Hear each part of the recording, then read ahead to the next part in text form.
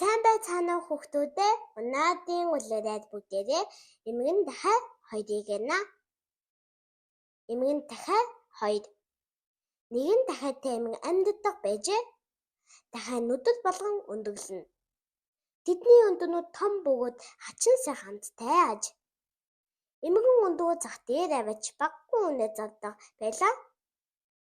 Тэгээд нэгэн өдөр эмгэн ийм боджээ. Хэрвээ дахиад маань өдөрт 2 өндөг гаргадаг байсан бол би 2 дахин их мөн олох юм байна. Ийм сэтгэл эмгэн дахиагаа 2 дахин илүү бодох болжээ.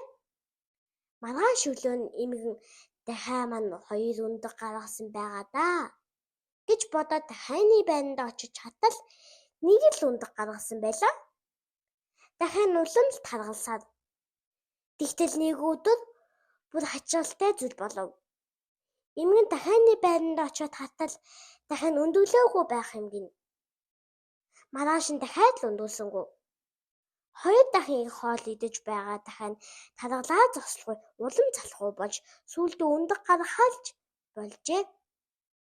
Сургамж. Их сансан гадар 9 шөнө хоосон хонох.